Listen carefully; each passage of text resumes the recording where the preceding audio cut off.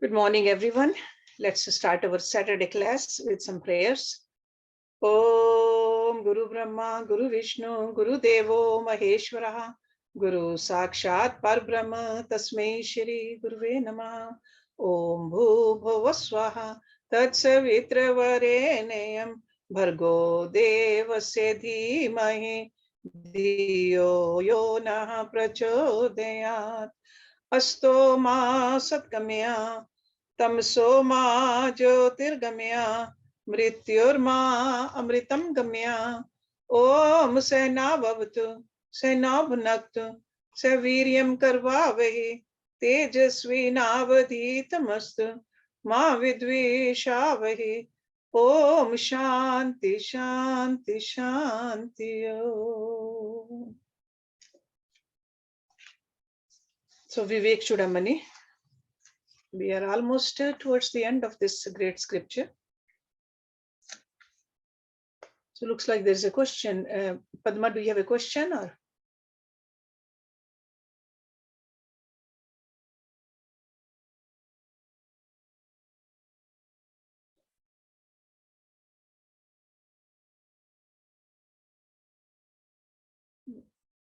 Okay, so maybe after the class then. She cannot unmute. So let's start with verse number 537. Na khityate na uvishyehe parmodate na sajjate na api virajyate cha swa asmin sada kridati nandati swayam nirantra anand rasen triptaha. Na means not. Khityate, grieves. Na u, nor. Vishyai, with the sense objects. Parmodate, gets elated. Again, na means neither. Sajjate, gets attached. Na api, na means nor, api even. Virajyate, gets averse. Cha and swasmin, in the self. Sada, always. Kridati, supports. Nandati, revels. Swayam, by oneself. Nirantra, continuously. Anand rasen, by the essence of bliss. Anand. Triptaha is content. So in these verses, Adi Shankaracharya ji is describing the state of the mind of a person who is self-realized. How does he live in this world? Neither grieved nor elated, neither attached nor averse to sense objects, but content with the endless essence of bliss. Ananda Sen. He supports and revels in the self.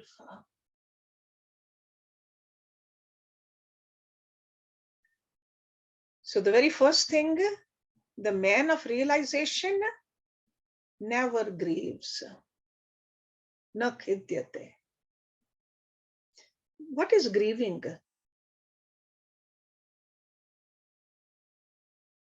Grief or khed is the state of mind created by the absence of objects of one's liking. Something I like or something I had, it's taken away. And I will grieve. So man of realization never grieves. And pramod is ecstasy. Please, when we are extremely pleased, that's pramod. So the state of mind where the objects are in somebody's possession. I like it and I have it and I'm in ecstasy. Very happy. So self-realized person neither grieves nor gets elated. Neither gets attached nor gets averse to the sense objects. So in other words, he does not have any likes or dislikes. So there's no grief and there's no elation either. He is above likes and dislikes. He has understood the joy which comes from the objects is so pale. How did he find that out? Because he found the eternal bliss, the source. Because he knows all these are short-lived, they are all temporary.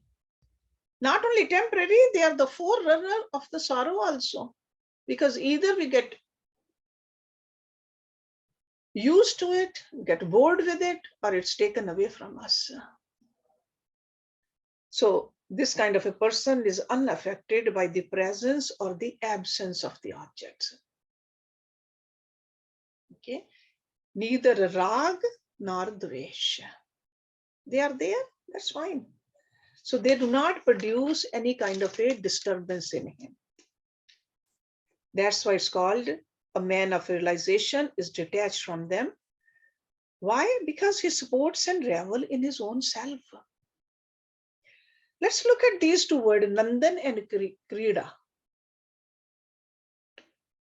Nandan is when you don't need anything outside of you. That's a Nandan.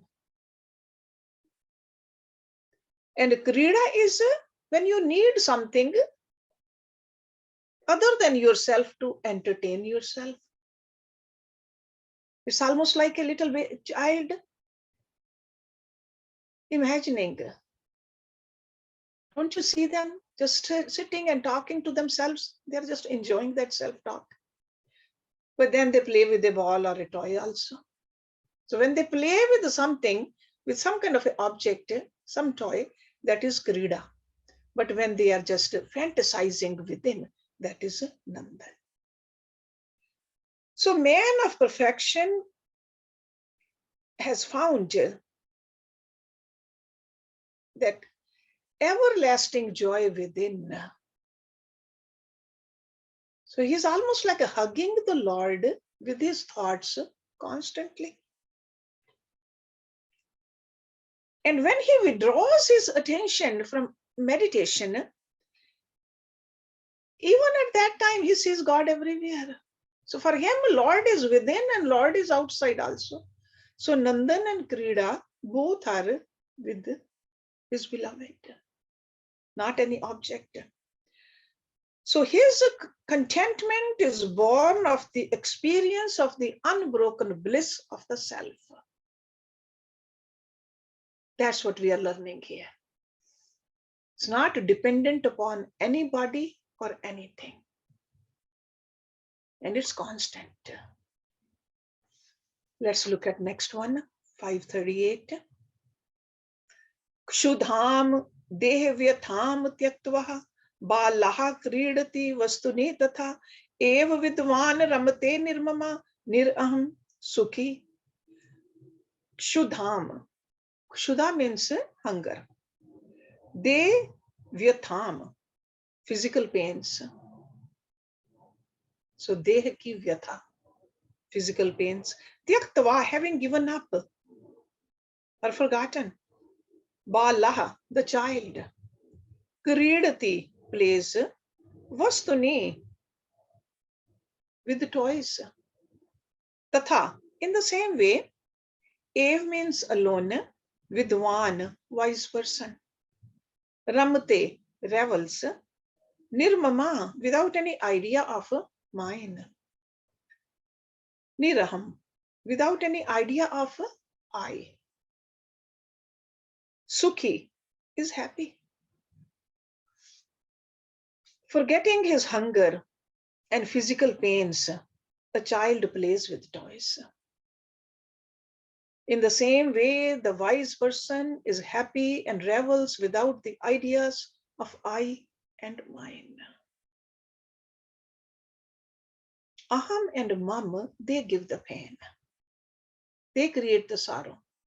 So he revels without the ideas of I and mine.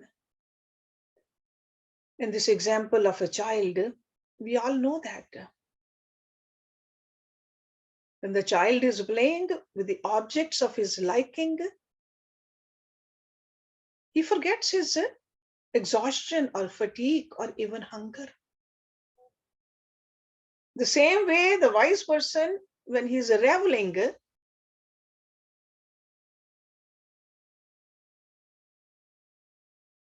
in the God's thoughts, visualizing God outside and inside, he is very happy, just like a child.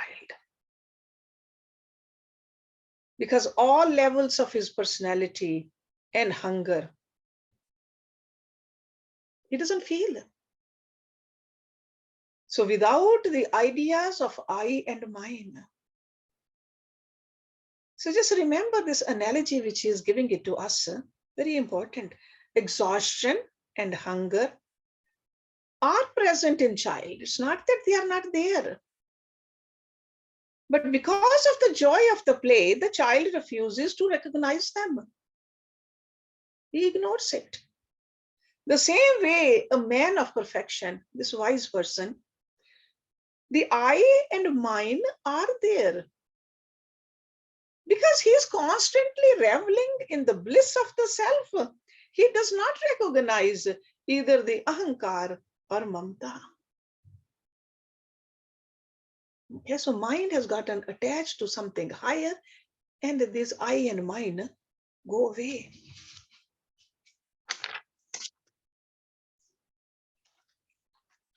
So the words hunger and pain are balanced against the terms my and I in the second line. So it's like a choice of these words are very important too. The minus, mamta, creates hunger for more and more objects. It doesn't have to be just food alone. Mamta. I-ness is equated with endless pain. I get pained when mine is not achieved. My child doesn't come, I get sorrowful. So these two words, my and I. So one who has eliminated both the sense of I-ness and the my-ness, in that person there's no hunger for the sense objects, and there's no egocentric pain either, no sorrow. So such an individual, he says, only that person is happy, sukhi, in this world. And we all want sukha, we all want to be happy, but we are looking for the happiness by having the things and by getting attached to people. So he says, try this formula. Learn to revel without the ideas of I and mine. Let's look at next one. Because after going through this great scripture, I'm sure it's very easy to comprehend. Even though we have not experienced, or some of us maybe did, but we can at least intellectually understand what he's talking about.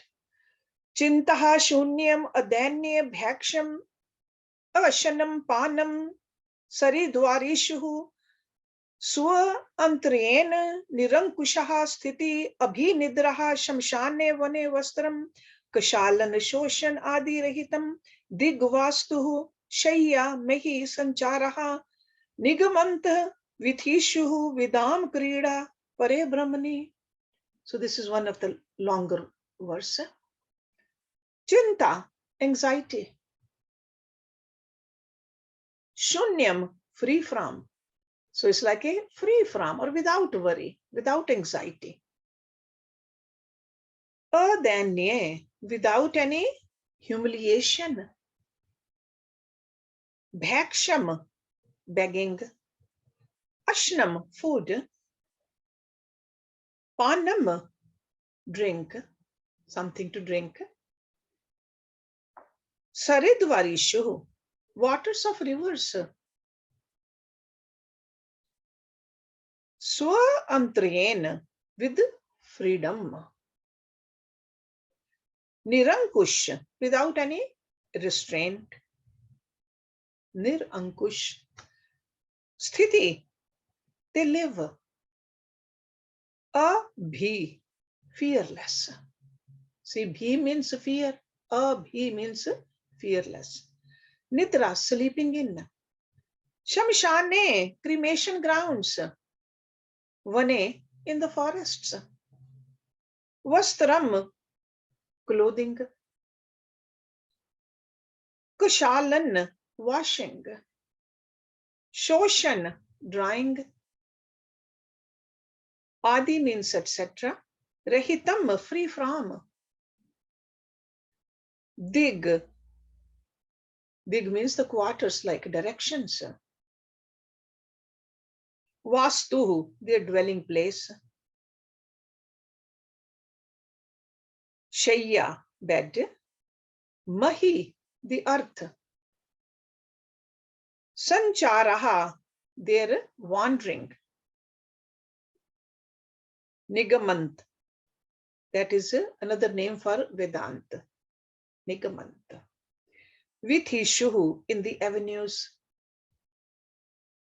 Vidam, the wise ones. Karida, revel. Pare, in the supreme. Brahmani, Brahm. Without the anxiety and humiliation of begging. Bhaksham.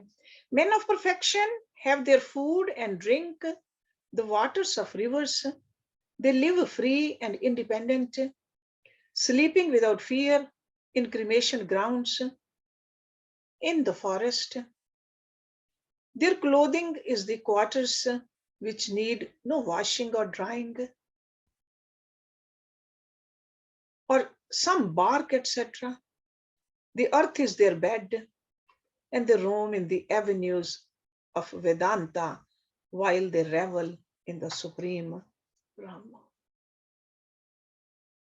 This is a condition of a avadhuta, totally detached. Food, clothing, shelter, these are the basic needs for human beings. But a person who has awakened to this higher plane of consciousness lives perfectly independent in this world without any worry. Chinta shunyam. No thoughts come to this person's mind that will disturb him. Worry cannot reach him who refuses to worry.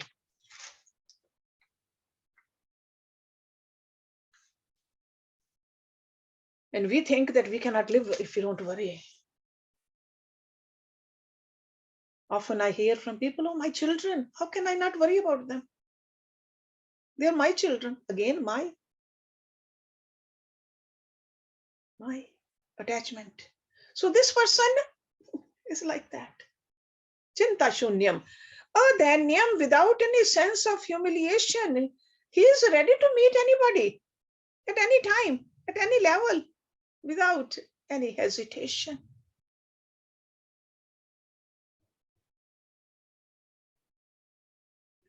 Can we do that? Bhakshe ashanam. Whatever he gets by begging, whatever anybody gives him, he says, that's okay, I'll just eat it. No likes, dislikes, no preference. Panam saridvarishu. Vari means water. Sarita means the river. So drinking water, river water belongs to everybody. Or you can say they don't belong to anybody. Anybody in particular? You can drink as much water you want to. So he just, wherever the water is, he will drink it to quench the thirst. Abhay, without any fear, he is not afraid of anybody or of anything. Nidra shamshane vane. If there's a cremation ground, he'll sleep there. If there's a forest, he will sleep there. He is perfectly at home wherever he is. No, makes no difference to him. We pay so much attention to the clothes. So vastra. If there's a bark of the tree available, he'll just cover himself with that. And if that's not even available, that's okay.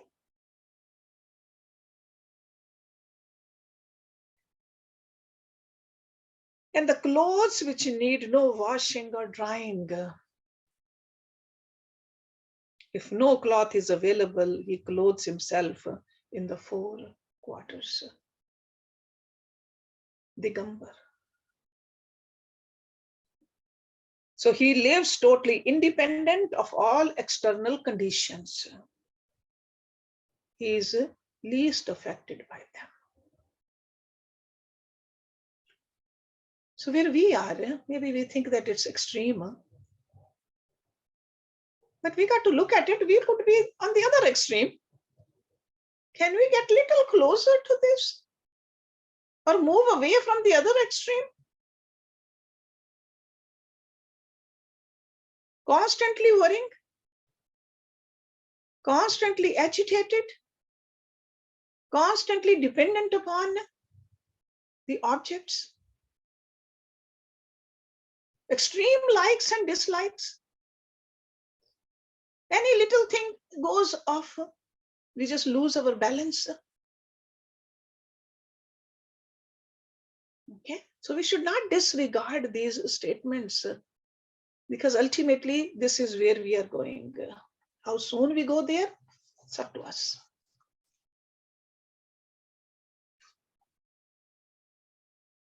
Vimanam alambye shariram etat bhunakti asheshan vishyan upasthitan parechya balvat atum vetah ya avyakt lingah anushakta bayah. Vimanam, non-identification. Alambya, having resorted to. Shariram, the body. Etat, this. Bhunaktihi, experiences. Asheshan, completely. Vishyan, the sense objects. Upasthitan, present around. Parechyaha, by his wish. Parechya, his means God's. Balvat, like a child. Atam vetaha, the knower of the self. Ya means who?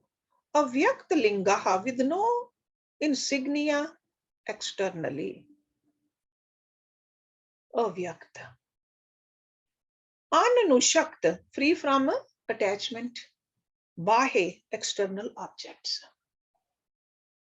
He wears no insignia, no symbol, and is unattached to sense objects.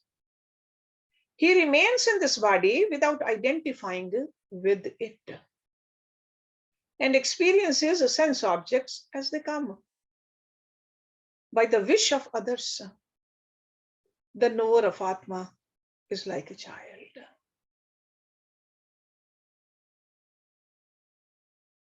Holding on to the total non-identification with the body.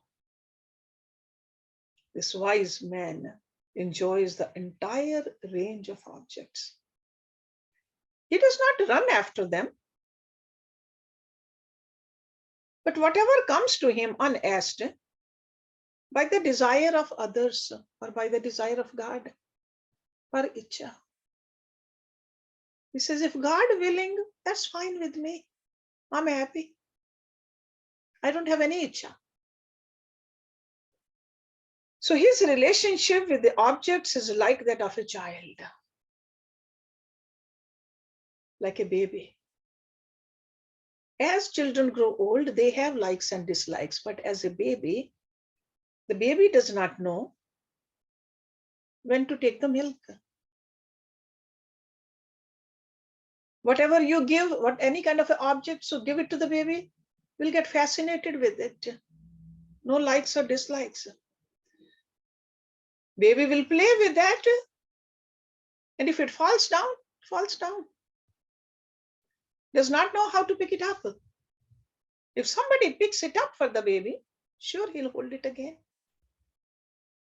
So like a child, a man of realization by the desire of others enjoys the objects around with no outward mark. Avyakta lingam. He lives with no external symbols to set him apart from others. But still, this person outshines in the crowd also because of that glow on his face.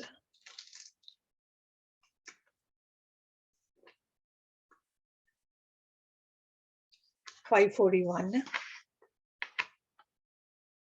Digambraha va api cha sambraha, ambraha va api chidambrastha, unmatvat va api cha balvat, va pishachvat va api charati avyanam. Digambar, wearing no clothes. Va means or, api means also. Cha means and.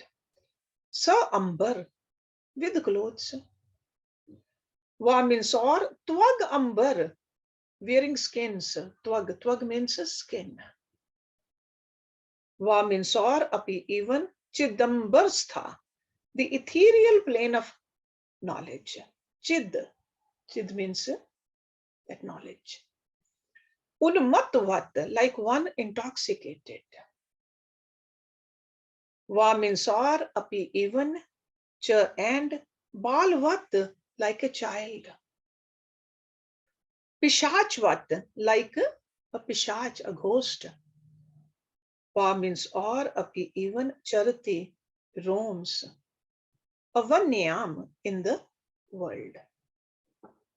Sometimes wearing no clothes, except the quarters, the gamba. Sometimes with clothes. Sometimes wearing skins. Established in the ethereal plane of knowledge absolute. He roams about in the world like one insane, unmat, intoxicated. Sometimes like a child, and sometimes like a ghost. So first, irrespective of what he wears, he always remains connected with the pure consciousness. And his behavior in the world is also indeterminable. He may act like a drunk because he doesn't see the world the way we see world. He sees the common presence of the one reality. So that's why his attitude towards the world of peculiar, that everything is same. I see God in everybody. See, our behavior it changes from person to person, situation to situation, and according to our likes and dislikes. So he just sees God. That's it. He may behave like a child, but he's not childish. Like a child means the child does not drag the past into the present. Child does not live in the future either. We have seen two children, they can fight, and then next moment, they are hugging each other. They don't drag the past. But as adults, we don't want to forget. We want to drag the past. So anxieties of the past and the worries of the future never affect this kind of a person. He just lives in the present only. But the difference between a child and the wise man is the child lives in ignorance, but this man of perfection lives in his knowledge of reality. There's a big difference. A man of realization may live like a ghost because has renounced the society, may live all alone, may live in a dark cave. And if anybody happens to enter the cave, this person may run away, may hide himself in the trees. And that's why we think that he's a ghost. We get afraid of the ghost, but ghost does not get afraid of anyone. So he doesn't have a fear in him. He moves about in this world unaffected by anything around. This is the point Shankaracharya is making. Next one. Kaman nishkam rupihi samchartihi ek charaha muni swa atmana ev sada tushtaha swayam sarva atmanaha sthita. Kaman, sense objects. Nishkam rupihi, being of the nature of desirelessness. Samchartihi, wonders or enjoys. Ek char, lives alone. Muni, the sage, swa atmana, by himself. Ev means indeed. Sada means always. Tushtaha, satisfied. Swayam, himself. Sarva atmana, as self of all. Sthita, exists. Being of the nature of desirelessness. So there's no desire at all. So being of the nature of desirelessness, the sage enjoys sense objects, but lives alone. He is ever satisfied with his own self and exists as everything, everywhere. See, we have desires to have this or not to have that, to be there, to not to be there. A man of perfection also entertains desire, but with a difference. He entertains desireless desire. Desireless desire. It's almost like we may think that this person is working with a goal, a purpose, but from his standpoint, there's no desire prompted activity. We superimpose upon him the desires. Because this person might have taken some cause, and we think this person has a desire. But a wise person does not have any desire. So it's a desireless desire. He moves around it alone. He could be in the middle of the crowd, will not share his thoughts and emotions because he's having a very unique experience, ever reveling in the self as the self of the whole universe. So he entertains desires which are desireless. Because people like us cannot understand it. That's why he doesn't share. So being of the nature of desirelessness, the sage enjoys the sense objects but lives alone. No dependency. We think that he got all the objects around him, but he is not attached to them at all. He is ever satisfied with his own self.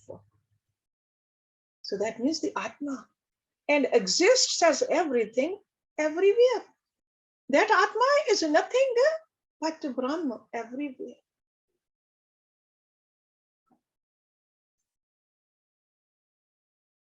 क्वचित् मूढ़ः विद्वान् क्वचित् अपि महाराज विभवः क्वचित् भ्रान्तः सौम्यः क्वचित् अजगर अचार कलितः क्वचित् पात्रीभूतः क्वचित् अवमतः क्व अपि अविदितः चरति एवं प्राज्ञा सतत परमानंद सुखितः.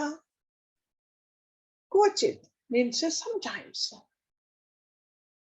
Muraha, a fool. So sometimes like a fool. Vidwan, the wise person, like a sage. Kochit, sometimes. Api means even. Maharaj Vibhava, royal grandeur. Kochit, sometimes. Bhrantaha, deluded. Somya, peaceful. Kochit, sometimes. Ajgar, serpent.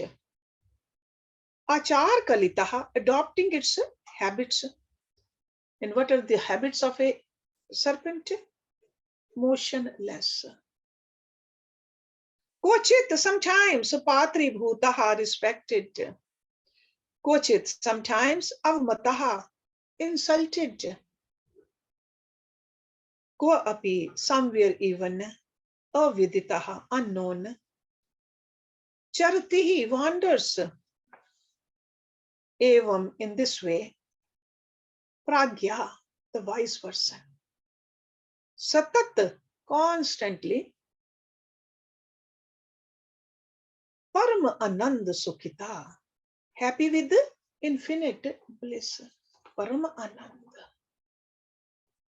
Ever enjoying the blissful state of wisdom. The realized person lives sometimes like a fool, sometimes a sage, sometimes with royal grandeur, sometimes roaming, sometimes like motionless python or a snake, sometimes with a benignant expression, sometimes respected, sometimes insulted, and sometimes unknown. This is how the man of perfection lives in the world after his final realization. So, in other words, no rules can be laid down for his behavior. So, these are some of the ways he lives. So, sometimes he behaves like a fool, sometimes as a man with a brilliant intellect, with one.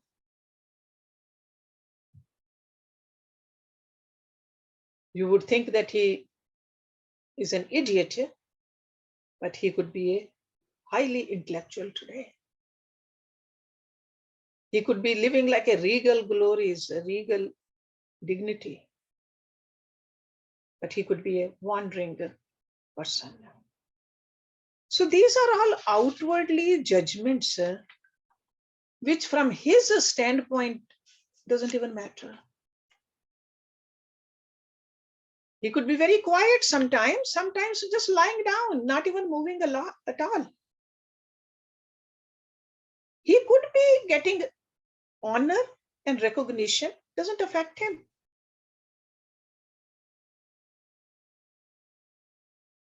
And other times people might call him a devil or a rascal or insult him. That doesn't bother him either. Always enjoying the supreme bliss of the infinite. He is so engrossed in the bliss of the Supreme that others will have to remind him that he has a body. Because we know that in this infinite expanse, our body is so minute. It's almost like a dust particle. So to him, it doesn't even matter. He's constantly connected with the infinite. Let's do one more. Nirdhana api sada tushtaha api asahayaha mahabala nitya triptaha api abhunjanaha api vasama samdarshanaha. Nirdhan, without wealth. Api means even. Sada, always. Tushtaha, content. Api, even. Asahaya, without help. Mahabal, very powerful. Nitya triptaha, always content. Api, even. Abhunjanaha, without enjoying. Api, also. Asam, without exemplar. Asam. Samdarshana has equal vision. Though without wealth, he is ever satisfied. Though without help, he is very powerful.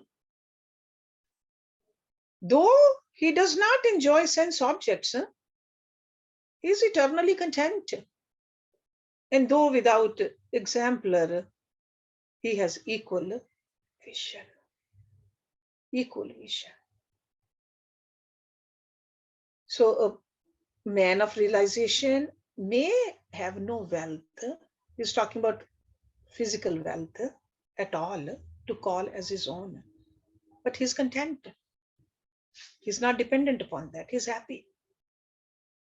He doesn't have anybody to help him, but he feels very powerful because he is one with God.